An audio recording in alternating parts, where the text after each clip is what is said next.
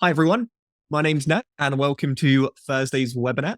We are doing a deep dive lately into the origins of autism, but also where do we find it? I'm looking at you, autism. I mean, is it a diagnostic? Is it a couple of surveys? Can we do some brain scans? Essentially, we want to be able to find out where is autism? How do we know what is autism, what is not autism? It's a tricky ass question to answer, to be honest with you, but we're going to give it a damn good go today. The thing we are going to be looking at is a thing called biomarkers. Now, it's not a Sharpie. It's essentially just a way of pinpointing a interesting, maybe interesting characteristic which would indicate autism. Now, as autism is a spectrum, it's a big one. Today, we are purely focusing on autism. Forget about the others. Do not worry about it. Yeah, no, oh, yeah, no Sharpies. Here's our lovely team. We're neurodivergent experts. We are neurodiverse. We specialize in it. You've got myself today. You've also got April today. So April's going to be recording today and editing it. It'll be up on YouTube, hopefully within a week or so, depending on her workload. Now, the last one we did was the origins of autism. Sounds like an epic prequel, but it was looking at it from a neurological perspective on the DNA. Do feel free to check them out. You can see us having a good old jolly time looking at dendrites and synapses. And essentially, what we learned from this was autism is very likely, well, it's definitely genetic, but it looks like it's the synapses on our brain cells where one joins to the next one. It's that communication in between, which is likely the cause of autism. Now, today, we are going to be looking at how do we find out if someone has autism, either before they're born or soon after they're born. It's going to be a tricky one. So, yeah, little Sharpies, autism biomarkers. We're not talking about biodegradable permanent markers. We are looking at biological markers, which we can essentially pinpoint. So imagine you had a pin-up of a person, you're like, autism, I reckon it's that you can put a pin in it. That might sound a bit ridiculous. Well, autism isn't a place, it's not a lump or a spot, but it is somewhere. That's what we're going to be looking at today. Where exactly is autism? Now, yes, we know it's in the brain, but there's a lot going on in that brain. Big question here is, are we able to find out, will, say, your child be autistic before they're even born? That opens up a whole can of worms for ethical considerations that I'm not even going to touch today. But just some of them would be, if you knew your child was going to be autistic, would you still have them? Now, that is a loaded question, okay? And I think autism is too wide. Some people live very, very independent lives. Should my mum have got rid of me? I would hope not. We keep you alive now. But it's some of the questions that, or could we have support practices in need beforehand? Or do you wait until after someone is born? That reason you can start getting the schools ready way in advance. There's so many interesting questions that this potentially could bring up, both positive, not positive, and ambiguous. So some of the key questions we're going to look at today, if successful, we're going to look at how we can make treatment for autism more personalized. Now, bear in mind, when I say treatment, I'm not talking about an injection to cure it. I'm just talking about how to make our lives more comfortable, easier. How do we group people with autism based on specific traits or symptoms? Now, this is interesting because originally we did have different groups of autism. You had classic autism, you had your Asperger's, you had all different types. Then we decided, wait a sec, that's not working for us. Let's have one type to rule them all. And we'll actually, it still doesn't help us that much because it's too wide. When we're looking at traits, are we looking at autism in women, autism in people who are older, autism in people with higher IQs, lower IQs? These are the type of questions we need to ask. How do the brains of people with autism differ? So, me and April, what makes us different? So we're both diagnosed with the same condition. How are we different? How do the brains of people with autism differ? I mean, how can we be sure that the signs we find are relatable for autism? This is going to be the trickiest one. You can look in someone and say, hello, would you know that's autism? Why is it not something else? What happened if you've got co-occurring conditions? What happened if you've had environmental factors which has influenced your neurology? Understanding where one thing starts and another thing end currently is a very gray area. On here, I put the triad of impairments, and these are the current three categories that psychologists use to diagnose autism: social communication, social interaction, and repetitive behavior. What do all three of these have in common? Well, they're all individual interpretation. You might consider someone to have repetitive behavior, where someone else may not. It's not a very definitive way. That just isn't good enough. This is what we're going to be looking at. How can we take it from a more scientific perspective? Oh, yeah, you and I were diagnosed with autism at quite a similar age. I'm sure you were 3. Yeah, well done. Oh, good memory, April. Yeah, 3 and 4. Some quick terms, and I appreciate this is wordy, but I just want to make sure that we're all familiar with the same terminology today. DSM, the Diagnostic Statistical Manual of Mental Health Disorders. We are going to be predominantly looking at version 5. And in that, it talks about neurodevelopmental disorders. These are just brain growth related issues. I know issues isn't the most empowering word, but this is just what they're using in the book at the moment. Any condition which develops from womb or very early childhood. Autism Diagnostic Observation Schedule. This is the current / only way of diagnosing autism, where you just observe someone. Yep. Okay, autism. Then we're going to know about comorbidities or co-occurrence. This is saying that if you have autism, you're 70% likely to have another condition as well. Things tend to pile up. So how are you meant to know what is autism if you might also have dyslexia or ADHD or something else? It makes it very difficult to rip them apart and know what is one. Biomarkers, we're going to go into a lot more detail about that today. But in a nutshell, it's body signs of a health condition. So are there any telltale signs that, hello, you've got that, you've got that? Neuroimaging, we're doing a whole webinar on that next week, but this is essentially pictures of the brain. There are many ways to take a picture, like a Polaroid or a digital camera, but with brain imaging, we got MRI, which is a detailed body picture machine, or we got EEG, which takes pictures of the brain activity. Now, we're going to be using both of these today in order to find out where this autism is. Eye tracking, this can look where the eyes move. You can see how this links with autism because we know people with autism struggle with social communication, and eye contact is a real big part of that. So can we tell someone has autism purely from their eye movements? Standard operating procedures, STOP. Rules for consistent task performance. All this means is that when we're doing these tests, it's consistent across the board. We don't want any variation here. Oh, this says biomarker, for example, is an idea that hypermobility seems to occur more highly in the autistic person. Oh, no, would be comorbidity. That is, things are more likely to occur. Biomarkers is just saying, say in your body, there's a particular gene or there's a particular protein which correlates with autism. Say everyone with autism would also have this particular gene.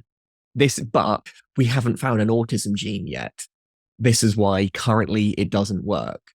But we're hoping that we will find one. Okay, great. Oh, Nancy says biomarkers include blood, urine, stool, hair, voice. Yes, absolutely. Maybe, yeah, voice, interesting one, but definitely the others. Here's a question. If you could, would you prefer to predict all the autism in unborn children, or would you prefer to predict autism in newborns once they're born? Now, this is a little bit of an ethical decision, because like I said, if you predict it before, that brings up some problematic questions. You predict it afterwards, it's a thing. Interesting. Now, actually, this is a really tough one. Yeah, it's hard to know. Oh, interesting. It's very evenish. Now, I suppose there's things you can do. You often hear this debate when you say, if you knew your child would have Down syndrome, what would you do? Down syndrome can affect individuals' life, I would say, more substantially in some areas, where autism, because it's more hidden for a lot of people, I would say it's just about having the right support strategies in place. But this is potentially where this new form of understanding potentially could take us. Anyway, this is just a thought-provoking question. No answers today. What is a biomarker? Is it one of these two? Does it indicate disease prevalence or presence? I know disease, not the best word, but just work with me here. Or does it, what's the other one? Okay, interesting. Yep, it indicates disease presence. You either have it or you don't. Like a biomarker will show you if you have something, or it can also show you if you're likely to get it. There's a difference between a risk factor. A risk factor is what is the likelihood that due to X, you are going to get Y. But a biomarker is you have this, you probably have that. Here is a bit more of an explanation on what remember, a biomarker is a measurable body sign indicating health conditions. The key word here is measurable.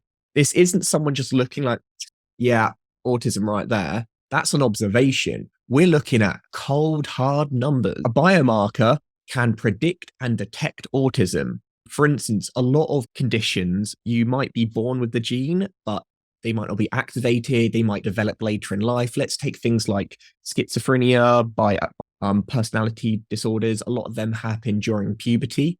You would still have the genes beforehand, but they might not be activated. But it can also detect it if you've got it. Now, again, autism isn't as straightforward as yes or no. This is why it makes it particularly difficult. It can show existing / potential autism, sort by traits. So, oh, yeah, you've got that, you've got that. You're going to struggle more with repetitive behavior. You're going to find communication more difficult. Sounds like a star sign, but actually it's got data in it. It also can assesses the treatment that would be best for you. At the moment, doctors aren't very good at knowing what's wrong with you. They're very good at knowing what's not wrong with you. So they essentially throw a big wide net and they see what takes. But what we're going to be able to do soon is what we call precision medicine, where we give the exact right thing that will support you rather than trial and error. With all this, what is a biomarker? Does it relate to your diet, or could it be like a heart rate? These are just two examples. Yes, heart rate. Why? Because a diet is a risk factor. You eat too many Mackie D's, you're probably going to put on a few pounds. But if you eat too many McDonald's, that could raise your heart rate because of blood pressure. That is something you can actually measure. A heart rate is cold, hard numbers and data. This is something we're able to say without any thought. Like you always get people which say, oh, that's not healthy for you. Well, it depends on the person. But if someone's heart rate is astronomically high, that's definitely not good for you. So yes, a biomarker is something we can actually pinpoint. What about the different types of biomarkers? Objective or subjective? Which one of these would be, I feel like I have autism? Would that be an objective, verifiable fact, or would it be subjective, opinion or biases? I know what I said, that it's always objective in terms of biomarkers, but you can get some subjective ones, such as psychiatry, how we currently do things at the moment. But you'll notice psychiatry is in the middle ground because it's not just complete randomness. We do have a criteria which is standardized. It's a bit in the middle. But yes, you're all absolutely right. It is subjective. I feel like I have autism. This is your feeling could be very different from someone else's feeling. If we allowed people to diagnose via this method, it'd be all over the place. Biomarkers can be subjective or objective. Now, it's worth noting that when we traditionally talk about biomarkers, we're talking about objective 100% fact. However, when it comes to autism, we're not in a position to do that at the moment. What we got here. So, notes. Yes, in the middle. That is correct. Because while it is their humble opinion, it is based on scientific understanding and research. Symptoms report. Yeah, I would say that's also pretty bang in the middle because it can be both. Now, obviously, they lead more to the subjective than they do objective. Well, too many words. X-ray? That's an interesting one. That is also not completely objective. Why? Because an X-ray doesn't give you numbers, does it? It's an image, and then it's up to you to interpret that image. So an X-ray is only a little bit different from visibly observing someone. You're just observing something that you wouldn't normally be able to see. Survey scores, yeah, I mean, they vary. Like, okay, how are you feeling today? What out of 1 to 10? Very subjective. Heart rate, very objective because it's something you can easily quantify and compare to others. A great example is like this. Like when you see a number 6, are you seeing a 6 or a 9? Well, it depends what point of view and what perspective you're viewing at. Like if someone says, what, like 1 to 10, 10 being the worst pain you've ever felt in your life. Well, the worst pain you've ever felt is very different to the worst pain someone else has ever felt. That we know a bit more about biomarkers, we need to start sorting them out into like different types of data sets. These types can categorize and clarify health data. So we've got qualitative data, some big words here. Qualitative data could be like names, it could be the size of someone, the color. These are describing what we visibly see, just like how we currently diagnose autism. And quantitative data is scores, weights, shoe sizes. So as you can see how there's a bit of overlap. We're starting to understand that not all data is created equal, but all data is useful to certain extents. Let's do this similar activity again, but this time with qualitative versus quantitative. Is it qualitative, which is something you are visibly able to see, or is it quantitative? Sorry, it's what's your tongue twister here, which is like things you can actually number. Clinic notes, yep. Qualitative, these are just things you see. Heart rate, yep. Things you can monitor. X-ray, yep, absolutely right. These are again something you can see. Blood pressure, this is something you can actually put a number to.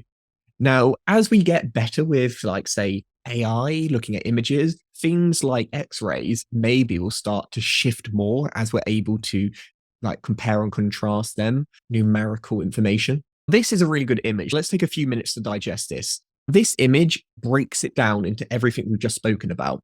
So at the bottom here, we've got subjective, again, what we can see. And at the top, we've got objective, things which are facts. Let's have a look. Exercise and diet, very subjective. How are you looking after your body? Eat healthy and exercise. It's very broad. It means something different for everyone. What you eat, consider healthy, what you consider exercise. Like for some people, it's getting the heart rate pumping and like sweating. Other people, it's just literally getting off the chair. It really depends on your personal perspective. Whereas objective is like your genetics. That is a fact. We can break down your DNA into sequences, into numbers, and to like systems, environment. You either live in a polluted area or you do not. You either come from a well-off background or you do not. Steps. Are you taking 1 step a day or 12 step a day? A step's a step. Now, moving along into the biomarker section, we've got patient symptom reporting. This is where you say, oh, this is how I'm feeling. Now, this is really subjective because you're not a medical professional. Every time you say how you're doing is not going to directly align up with what other people are saying. However, a clinician's observations, like a doctor's observations, well, while that does have room for error, they are following a standardized process, which while not perfect, it is still rigorously done. We've got X-ray images here on the qualitative. You can see here, X-ray and clinician observations are together because ultimately, while they are standardized, it still comes down to a level of interpretation, human error. Can't count on it. Then into what we call like the golden data, the quantitative, objective. This is like the best stuff.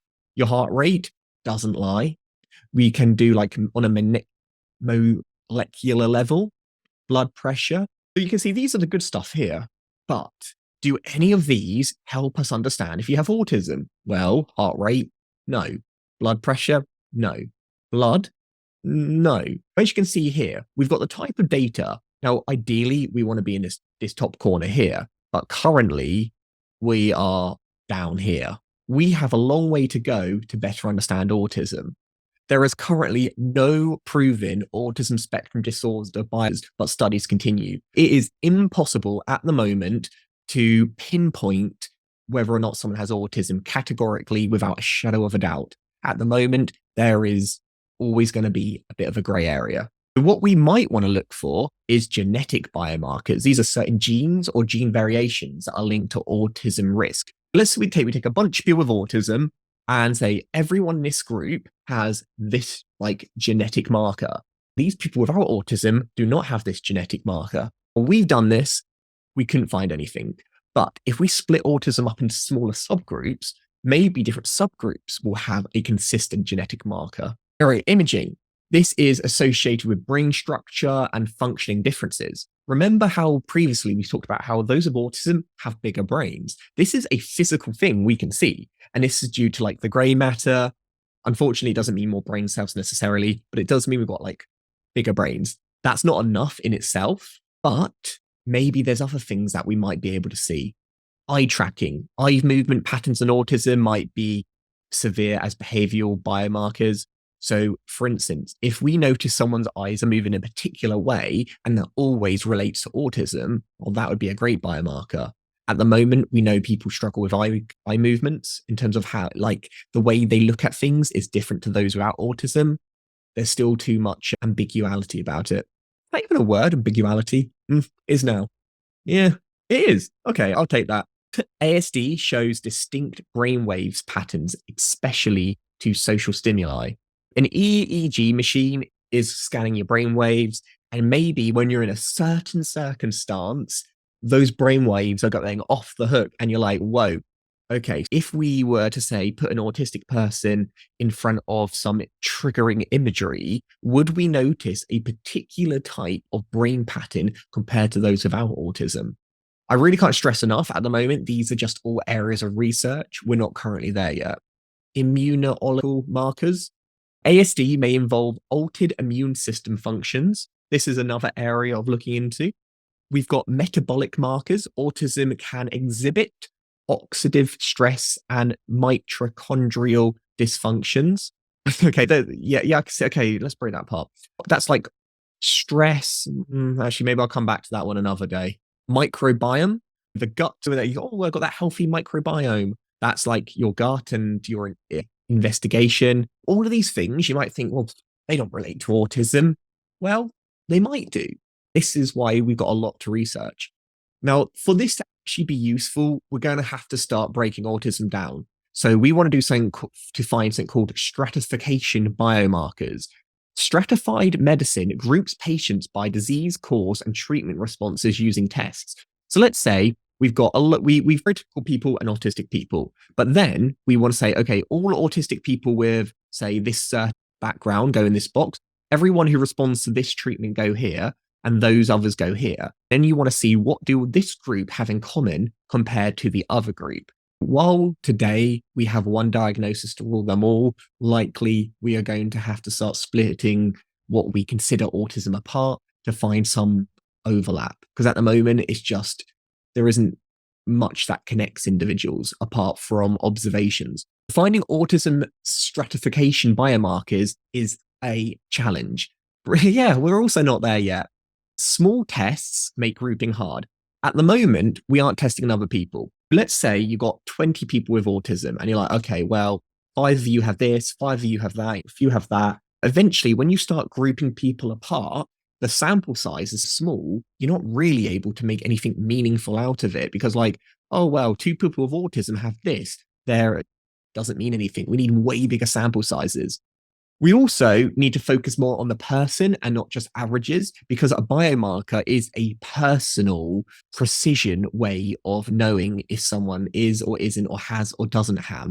When we look at averages, it doesn't really work with biomarkers in the same way, because remember, a biomarker is a singular thing. It's not a group thing. We need more uniform and new tests. Essentially, lots of people are doing research at the moment. No one's really doing it in a standardized way. Just because one report says one thing, it doesn't mean another report is going to find the exact same thing. A lot of these tests are really difficult to repeat because they're individual. You'd have to use the exact same person. You might be able to work out if one person has autism, but that isn't going to directly translate to, let alone the thousands. Let's have a little look at the studies. What's being studied at the moment? There are some interesting research which is busy happening. And there's a study called LEAP. I think it stands for Latitude European Autism Participation, something like that. Essentially, it was with 4 autistic children, I believe, across Europe and in all these little countries. And they wanted to see out, what do all of these individuals have in common? Is there something which combines them all? Now, 400 isn't a massive sample size, but it's not bad. There's a few things which made this test maybe not as accurate as it could be. When you're doing these tests, you need to ask yourself, who do we include? Do we include, for instance, what is autism? Do you have to have a diagnosis? If you have a diagnosis, does it align with the DSM or does it align with some other diagnostic standard? You need that to be quite consistent. Other factors that you might ask whether or not someone can join a study is, what about their medication? Ideally, you'd want to do studies on individuals who aren't taking medication because medication can influence the results.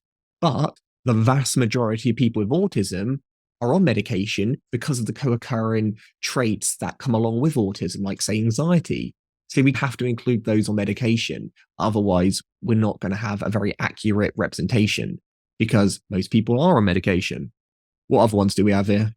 Oh, IQs. We know autism is a really big spectrum. Do we do people who have low IQs and high IQs? Do we do a mixture? Is that even a fair comparison? As you can see, there are a lot of different variables on whether or not these tests. So do we want people with pure autism, or do we want people who have autism, ADHD, dyslexia, multiple sclerosis? Are we being picky? The less picky we are, the more representational it is to how we are as a society, but also the more muddied the water gets, and it's hard to know what is autism and what is another factor. Is something skewing with the data? So you can see we've got some challenges here. This study took people from databases, clinics, and autistic groups. These were people who were already known by the system. Those who weren't participating. They had to do recruitment, you have to do screening, you have to get consent, you have to book appointments. Doing these tests is a lot of work, and there's a lot of variables. You can understand why this isn't top of the agenda. Just finding 400 people with similar type of autism must have been a real effort. Participants had their symptoms checks, they did cognitive tests, they did MRIs. Essentially, every way you could test someone, they got tested.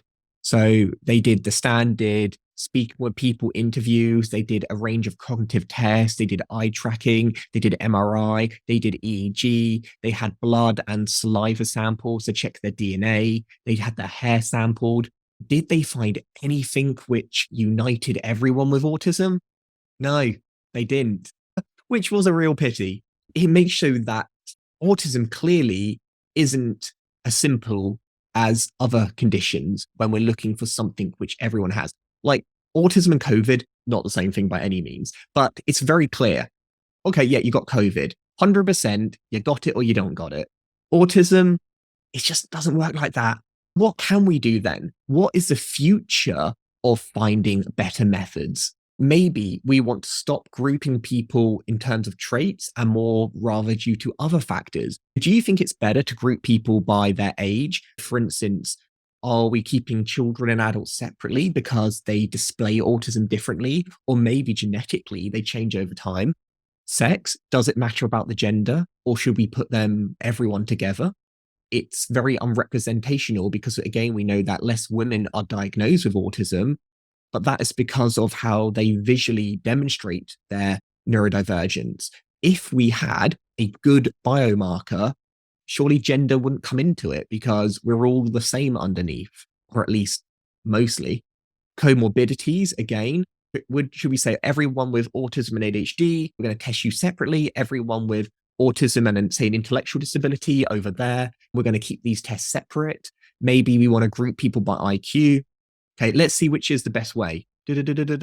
Oh, it's a tie between and it's interesting, isn't it? Because how far do we break these categories down? We've got, everyone with, say, I don't know the IQ scale, but let's say 100 IQ, plus with dyslexia and autism, and female, and in their 20s. Now, that would be a very good group in order to do these tests for.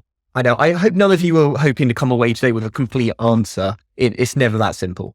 What about, can we sort autism by brain types? We've often talked about gender, age before, but let's take this a bit future-y. So, for instance, maybe we could do fMRI scans, DIT scans, all different types of scans. People who have certain results can go into group A, group B, group C. That is one way. Or if we were to go even one step further, what about we started grouping people via then genetic and molecular profiling. That could be interesting as well. We've got different groups here, and maybe these groups are going to give us far more accurate data than just age or gender or sex, all those things. That we are looking to test these brand new biomarkers. Maybe we want to look at genetics, which is really cool. We're going to have to think about what makes a good biomarker. What do you reckon it is? Does it need to work in multiple studies? Absolutely. It can't just work one time. Does it need to tie to specific traits? Yeah. So our understanding of autism is a repetitive behavior. Can we directly connect, say, a genetic gene or protein to a particular trait? Tests treatments in different groups. So does the treatment work in, say, people with certain genetics compared to another one? If it works in both, maybe they're mostly more closely related. If it only works on one than the other, maybe we'd be misdiagnosing people, and maybe there's more conditions than we originally considered. Biomarkers in action. How can we actually put these to use? At the moment, it sounds like theoretical. First of all, let's have a little look at eye tracking. Eye tracking hints at autism, but do you reckon it is or would ever be sufficient enough to get a diagnosis? It's a hard one because people with autism do show different eye movements. When the eyes are kind of jutting around, what they focus on will be quite different to those who do not have autism. But it's not 100%. It can definitely hint, it can definitely indicate for further investigation, but it doesn't give us more information. Oh yes, Vicky says, I'm not autistic. I find eye contact extremely difficult, for example. Yeah, you can see why this would not be great. Imagine denying it. Yeah, you got autism. It's not a very accurate way of doing it. Eye tracking may be a biomarker for autism, but more research is needed to confirm its reliability and diagnostic value. Maybe we need far more accurate eye tracking. At the moment, maybe I don't know how accurate it is. Maybe we need to be really micro movements in order to depict it. Okay, most of us have said no, it's not sufficient. And I'd say currently, yes, potentially there's hope. This is how they do it. You can see someone's watching some images on a screen with a camera recording them, and they've got little things that are tracking exactly where the eye movements go.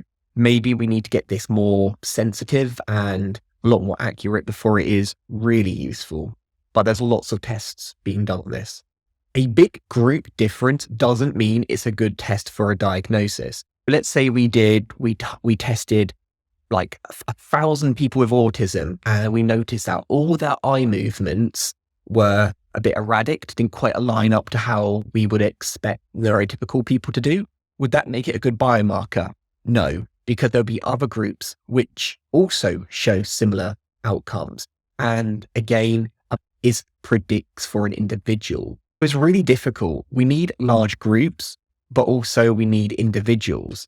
This is a very individual way of understanding autism. If we get it right, if we understand it, the possibilities are open. So let's say we've got patient A here, they have some tests done, and we find, yep, right here, that's the biomarker for autism. They've got mutation A, it's mutation A type of autism. We're going to give them drug A, which can help with their anxiety. But patient B, on the other hand, they've got a different type of biomarker, and they look like they have mutation B. Because of that, we're going to give them drug B. This is how we get precision medicine. Things that really help the individual. At the moment, we just have drug A. Every patient A, B, C, D, E, F, G gets drug A. It either works or it doesn't work. If it works, cool. If it doesn't work, we then give them drug B. If that works, if not, we give them something else. So at the moment, we're going through the systems. If we get this right, we can get the right support. Now, just so you know, it doesn't have to be a drug. It could also be types of therapy, coaching. It could be a range of things. But for this to happen, we need to find new targets. We need to find things that are more accurate. We need to test these biomarkers and make sure they work across individuals. And we also need to link species targets. So for instance, how does this work in animal models as well? We've got a long way to go, but there is a lot of promise. This doesn't relate just to autism. This relates to all of medicine. So our key takeaways and there are also cultural differences as well. Thanks, Louise. So some key takeaways is autism can be grouped by age, gender, and IQ, but maybe it can also be grouped by our DNA, by our genetics. Autism brains differ in size and connectivity. Essentially, autism is broad. One person with autism is one person with autism. If we only did tests on one person, it wouldn't be accurate. If we only did tests on a population, it would be accurate. We need lots of individual studies. Grouping needs verification and consistency. For instance, are we testing people with autism and ADHD, autism on their own, autism and intellectual? There are many different groupings. Many people with autism perform tasks similar to non-autistic individuals. And this is exactly what you just said, Vicky. There's a lot of overlap. Autistic people and non-autistic people aren't completely different. There's a lot of overlap with every single characteristic or trait. This is why we use the triad of impairments, because you have to have all three in order to get a diagnosis. It's not uncommon for you just to have one or have two. And future treatment is the aim of all this, is to get personalized approaches. And I think actually approaches is a better word than say treatment or medication, because the approach could be anything, but whatever it is, it would be personalized. If you thought, wow, today was interesting and you want to learn more, this is some of the lovely places. We got data and research. This is being recorded. Please do not feel you need to take any notes now, because I will be on it long enough. But if you do want one book to deep dive to get your reading at nighttime, have a look at this: Genetics and Precision Medicine, Foundations, Translations and Implementations. I'll be honest with you, it's a big book, but it is your great crash course if you want to learn about it in a more general sense. And know that while the book isn't necessarily aimed at autism, you can relate a lot of the findings to autism. Yeah, it was a riveting page turner. It was interesting. Any last questions before you go on your merry ways? Oh, okay. Louise says, my son is autistic and schizophrenic, and I started to work with a neuropath who says that 80% of his patients improve with schizophrenia. I mean, that's interesting. Again, maybe not enough to actually do something, but we've got to look at those correlations and see if there's a causation. If you enjoyed today and you thought, wow, that was cool, I'd love to learn more, the next one, next week, and we've only got a few left this year, is autism. I know already, is autism neuroimaging. Remember how we looked at how maybe eye tracking or ERGs or fMRIs, like there are differences in an autistic brain. We are going to be comparing, contrasting a neurotypical brain and an autistic brain and see where the difference is, or maybe might be, if our imaging was a little bit more advanced. And as always, do check out our YouTube. We've got, our subscribers are growing, and we've got lots of ones where you can check out our previous webinars if you want to catch up, keep up to date. Of course, I'd recommend it, but I do. And here's our contact information if you want to learn more. I hope you found today really useful. Yeah, thank you, everyone. A rounding success. Okay, great stuff. Bye, everyone. Yay. Cool. Have a great Thursday, everyone.